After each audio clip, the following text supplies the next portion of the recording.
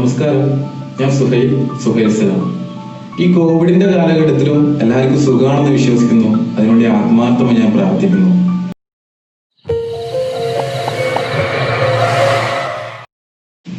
ഈ അടുത്ത് വായിച്ച ദ 40 റൂൾസ് ഓഫ് ലവ് എന്നുള്ള പുസ്തകത്തില് ആ എഴുത്തുകാരൻ പറയുന്നത്, നമ്മുടെ എല്ലാവരുടെയും ജീവിതത്തിൽ ഒരാൾ കയറി വരും. അയാൾ ചില മാറ്റങ്ങളൊക്കെ വരുത്തിയിട്ട് പിന്നീട് നമ്മുടെ ജീവിതത്തിൽ നിന്ന് ഇറങ്ങിപ്പോകും. ഒരുപക്ഷെ നമ്മുടെ ജീവിതത്തിൽ പിന്നീട് അയാളെ കാണാൻ പറ്റാത്ത രീതിയിലായിരിക്കും അയാൾ നമ്മുടെ ജീവിതത്തിലേക്ക് ഇറങ്ങിപ്പോകുന്നത്. എനിക്ക് തോന്നുന്നു നമ്മുടെ ജീവിത കാലഘട്ടത്തിൽ ഏറ്റവും മനോഹരമായ നിമിഷങ്ങൾ ഉണ്ടാക്കുന്നത് +2 കാലഘട്ടമാണ്. നമ്മൾ ആൺപെൺ വ്യത്യാസമില്ലാതെ നമ്മൾക്ക് കിട്ടിയ കുറെ സൗഹൃദങ്ങള്, ഉച്ചക്ക് അനുവാദം പോലും ചോദിക്കാതെ നാം കൈയിട്ട് വാഴ്ത്തുന്ന കുറെ പാത്രങ്ങള്, കലോത്സവത്തില് ഏറ്റവും മോശപ്പെട്ട പ്രോഗ്രാം ബാക്ക് ബെഞ്ചിൽ ഇരുന്നിട്ട് കൂകി തോൽപ്പിച്ച കുറെ നിമിഷങ്ങൾ, നമ്മൾ കടം വാങ്ങിയ ബൈക്ക് കാറൊക്കെ എടുത്തിട്ട് നമ്മൾ പോയ വൺ ഡേ ട്രിപ്പുകൾ, ഇതൊക്കെ ആരംഭിക്കുന്നത് +2 കാലഘട്ടത്തിലാണ്. അതുകൊണ്ട് തന്നെയാണ് നമുക്ക് ആ ഒരു കാലഘട്ടം നമ്മുടെ ഹൃദയത്തിനുള്ളിലെ ഏറ്റവും മനോഹരമായ നിമിഷങ്ങളായിട്ട് തങ്ങി നിൽക്കുന്നത്. ഞാൻ എൻ്റെ ജീവിതത്തിൽ ആദ്യമായിട്ട് പ്രണയിച്ചത് +2ലാണ്. അവിടെ ഞങ്ങൾ നല്ല സുഹൃത്തുക്കളായിരുന്നു. പിന്നീട് എപ്പോഴോ വഴിതെറ്റി പ്രണയത്തിലേക്ക് നമ്മൾ സഞ്ചരിക്കുകയാണ് ചെയ്തത്. അന്ന് ഈ മൊബൈൽ ഫോണുകളൊന്നും അത്ര പോപ്പുലർ അല്ല.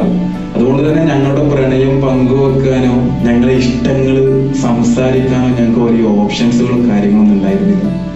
ആ സമയത്ത് അവള് കൊണ്ടുവന്ന ഒരു ഐഡിയ ആയിരുന്നു ഡയറികളിൽ അവൾ പ്രണയം എഴുതി തരുന്നത്. അവള് നന്നായിട്ട് ഡയറി എഴുതുമായിരുന്നു. അവള് തിങ്കൾ മുതൽ വെള്ളി വരെ അവൾ ഓരോ കാര്യങ്ങളും ഡയറിയിൽ കുറിച്ചു വെച്ച് വെള്ളിയാഴ്ച വൈകുന്നേരം ആരും കാണാതെ ലാസ്റ്റ് പീരീഡില് എൻ്റെ ബാഗില് ഡയറി ഒളിപ്പിച്ചു വെച്ച് അവിടെ ഈ കോളേജ് ബസ്സിലേക്ക് കയറി പോകുമ്പോൾ ആ കണ്ണുകൾ എന്നെ നോക്കി പറയുമായിരുന്നു, നമ്മുടെ പ്രണയം ആ ബാഗുകൾക്കുള്ളിലുണ്ട് എന്ന്. ഞാൻ വീട്ടിലേക്ക് എത്തിക്കഴിഞ്ഞാല് ഫസ്റ്റ് ചെയ്യുന്ന കാര്യം നേരെ ഡയറി എടുക്കും, ഇരുന്ന് വായിക്കും. വായനയോട് ഒട്ടും താല്പര്യമില്ലാത്ത ഞാൻ അന്ന് എൻ്റെ ജീവിതത്തിൽ ആദ്യമായി വായിച്ച ഒരു പുസ്തകം അവളുടെ ഡയറിയായിരുന്നു.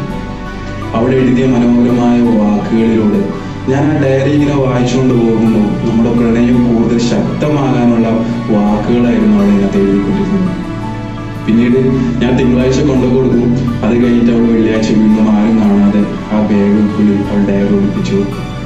പിന്നെ ഇങ്ങനെ നമ്മുടെ ഈ പ്രണയം ഇങ്ങനെ പോയിക്കൊണ്ടിരിക്കുന്ന സമയത്ത് അവൾ എന്നോട് ഒരു ദിവസം ചോദിച്ചു, എടോ താനും ശരി ഞാൻ വെറുതെ ഇരിക്കലല്ലേ, താനിക്കും ഒന്ന് ഡയറി എഴുതിക്കൂടെ?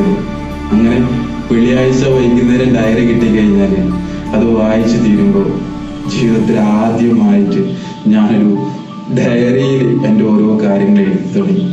എഴുത്തിനോടൊന്നും വലിയ താല്പര്യമില്ലാത്ത ഞാൻ ആദ്യമായിട്ടാണ് എഴുതുന്നത് അവളുടെ ഡയറിയിലായിരുന്നു. അങ്ങനെ എൻ്റെ ഓരോ വാക്കുകളിലൂടെ നമ്മുടെ പ്രണയം മുന്നോട്ട് പോയിക്കൊണ്ടേയിരുന്നു. പിന്നീട് ജീവിതത്തിന്റെ ചില കണക്കുകൂട്ടൽ തെറ്റിയപ്പോൾ നഷ്ടപ്പെട്ടു പോയി. അന്ന് എനിക്ക് മനസ്സിലാക്കിയ ഒരു വലിയൊരു കാര്യമുണ്ട്.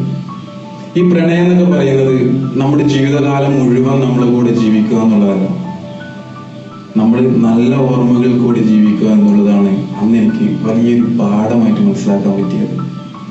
If someone entering to our life not for long time, ചില ആളുകൾ നമ്മുടെ ജീവിതത്തിലേക്ക് കയറി വരുന്നത് ഒരിക്കലും ഒരു ലോങ് പീരീഡിനായിരിക്കില്ല, ചില മാറ്റങ്ങൾ സമ്മാനിക്കാൻ വേണ്ടി മാത്രമായിരിക്കും. എൻ്റെ ഈ വാക്കുകൾ കേൾക്കുന്ന നിങ്ങൾക്ക് ഒരു കൊളീഗ്സ് ആയിരിക്കാം, നിങ്ങൾക്ക് ഇങ്ങനെയുള്ള എന്തെങ്കിലും എക്സ്പീരിയൻസുകളൊക്കെ തന്നിട്ടുണ്ടാകാം. ഒരുപക്ഷെ അച്ഛനായിരിക്കാം, ഒരുപക്ഷെ അമ്മയായിരിക്കാം. ഇങ്ങനെ ഏതോ ഒരാൾ നിങ്ങളുടെ ജീവിതത്തിലുണ്ട്. നിങ്ങളെ ബാക്കിലേക്ക് റിവൈൻഡ് ചെയ്തൊന്ന് പോകുമ്പോൾ നിങ്ങൾക്ക് കാണാം ഇങ്ങനെ ഏതോ ഒരാൾ നിങ്ങളുടെ ജീവിതത്തിൽ ഇങ്ങനെ തങ്ങി നിൽക്കുന്നത്. ഇന്ന് ഞാൻ നല്ലൊരു എഴുത്തുകാരനാണ്, ഞാൻ നന്നായിട്ട് പുസ്തകം വായിക്കുന്ന ഒരാളാണ്. ജീവിതത്തിൽ ഒരു തവണ പോലും പുസ്തകം വായിക്കാതെ ഞാൻ ആദ്യമായിട്ട് പുസ്തകം വായിച്ച അവളുടെ ഡയറി ആയിരുന്നു. ജീവിതത്തിൽ ഒരു തവണ പോലും എഴുതാത്ത ഞാൻ ആദ്യമായിട്ട് എഴുതിയത് അവളുടെ ഡയറികളായിരുന്നു. പക്ഷെ പിന്നീട് എനിക്ക് മനസ്സിലായി, അവളെ നഷ്ടപ്പെട്ടതിന് ശേഷം മനസ്സിലായ ഒരു കാര്യമാണ്, ഞാൻ വായന കുറച്ച് ഇഷ്ടപ്പെട്ടിരിക്കുന്നു, ഞാൻ എഴുത്തിനെ കുറച്ച് ഇഷ്ടപ്പെട്ടിരിക്കുന്നു. ഞാൻ ഇന്ന് നിങ്ങളോട് ഇങ്ങനെയൊക്കെ സംസാരിക്കുന്നുണ്ടെങ്കിൽ അതിൻ്റെയൊക്കെ ബാക്കിൽ അവള് സമ്മാനിച്ച ഡയറികൾ തന്നെയായിരുന്നു എനിക്ക് തുറന്നു പറയാൻ പറ്റും. നിങ്ങളുടെ ജീവിതത്തിലേക്ക് ഒന്ന് തിരിഞ്ഞു നോക്കുമ്പോൾ നിങ്ങളുടെ ജീവിതത്തിൽ ഇങ്ങനെ മാറ്റങ്ങൾ കാര്യങ്ങൾ തന്നിട്ടുണ്ടെങ്കിൽ അവർ ഇറങ്ങിപ്പോകുമ്പോൾ നമ്മൾ ഫസ്റ്റ് പറയുന്ന ഒരു കാര്യമുണ്ട്, അവർ നമ്മളെ തേച്ചു, അവർ നമ്മളെ ചതിച്ചു. നിങ്ങളുടെ ജീവിതത്തിൽ അവർ നിങ്ങൾക്ക് നല്ല ഓർമ്മകളാ സമ്മാനിച്ചിട്ടുണ്ടെങ്കിൽ ആ നല്ല ഓർമ്മകൾ ജീവിക്കാൻ നിങ്ങൾ പഠിക്കുക. നിങ്ങളുടെ ജീവിതത്തിൽ ഒരു ബാഡ് ആയിട്ടുള്ളൊരു എക്സ്പീരിയൻസ് അവർ തന്നിട്ടുണ്ടെങ്കിൽ അതിൽ നിന്ന് നിങ്ങൾ പാഠങ്ങൾ ഉൾക്കൊള്ളാൻ ശ്രമിക്കുക. നമ്മളെ ചതിച്ചവരൊക്കെ നമ്മുടെ ജീവിതത്തിലേക്ക് ഉണ്ടാവും. അപ്പൊ നമ്മൾ അതിനകത്ത് പഠിക്കേണ്ടത് ഇങ്ങനെയുള്ളവരും ഈ ലോകത്തുണ്ട് എന്നാണ്. അതുകൊണ്ട് ഞാൻ നിങ്ങളോട് പറയാൻ ആഗ്രഹിക്കുന്നത്, if someone entering to your life not for long time, ചില ആളുകൾ നിങ്ങളുടെ ജീവിതത്തിലേക്ക് കയറി വരുന്നത് ഒരിക്കലും ഒരു ലോങ് ടൈമിന് വേണ്ടിയായിരിക്കില്ല, ചില മാറ്റങ്ങൾ സമ്മാനിക്കാൻ വേണ്ടി മാത്രമായി.